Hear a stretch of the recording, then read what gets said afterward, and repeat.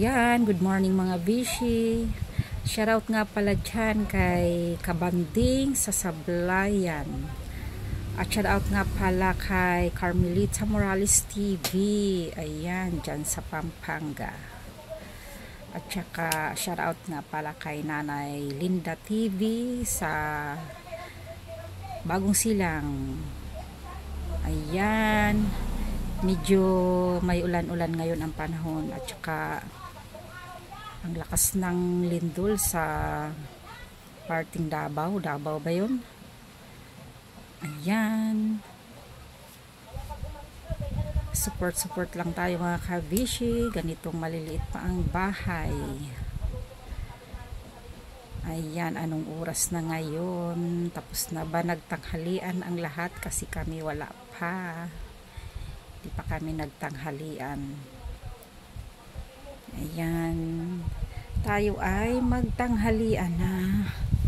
Tingnan natin kung ano ang ating ulam. Ayan, tayo ay magtanghalian.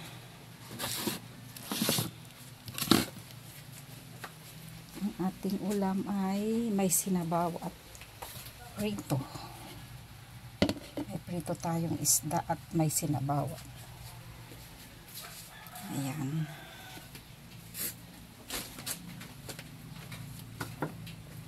Ayan. Medyo ulan-ulan na nga. Ayan, makulimlim nga ang panahon. At saka ambon-ambon lang siya, mahina.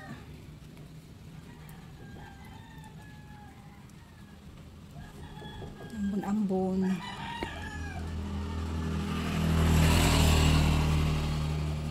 Ayan, sa tabing kalsada yan.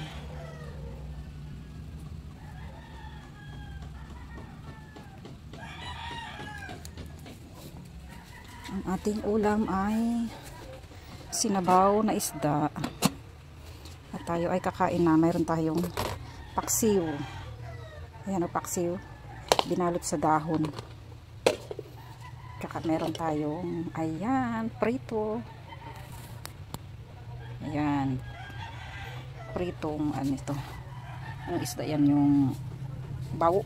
Kung sa Bisaya, bao. Ito talaga masarap. Yan. Paksiw na tamban. Binalot sa dahon. Sarap yan. Ayan, kain na tayo.